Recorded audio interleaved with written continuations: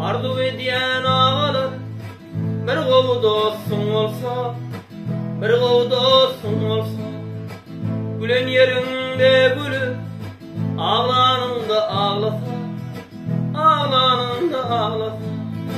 Başına iş düşende, doğanmalık ılgasa, kaygısı yaşap görmeyin bu yalançı dünyada, bu beş günlük dünyada.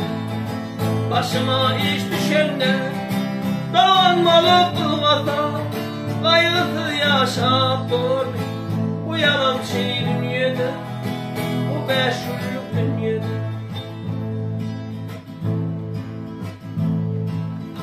Aşık bolup dünyada, beş günde uğran görmedim, beş günde uğran görmedim. 22 yaşımda hakiki dost görmedim, hakiki dost görmedim. Benim arkan ettin, yaşlı ettim almadım, şeydip yanıp düştüm ben bu yalancı dünyada, bu beş günlük dünyada. Benim hatam erketin, yaşlı ettim almadım, şeydip yanıp düştüm ben bu yalancı dünyada, bu beş günlük dünyada. Aysan vardı halımı, Allah'a nazar salar mı, Kutay nazar salar mı? Şeyledir de uçurdum, mum dermanı bulur mu, mum dermanı bulur mu? Bugünü de gıydımdan doğum vurup gelir mi?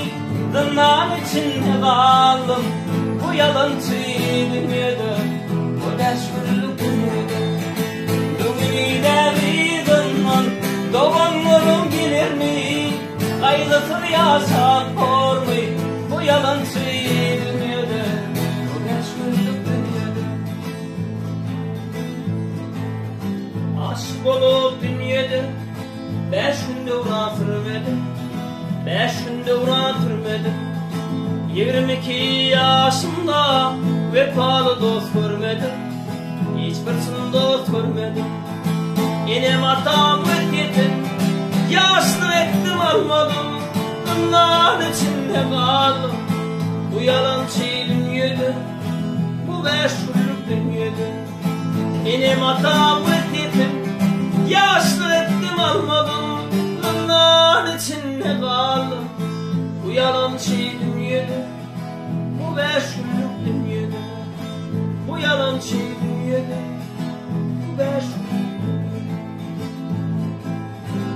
Ne gidiyen Allah'tan, geçirgen günahım olsa, geçirgen günahım olsa.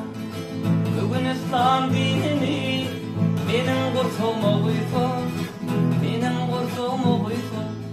Biz garibiydin anın adatlığa koy verke, kaygısız yaşap görmeyi bu yalancı dünyada, bu beş günlük dünyada.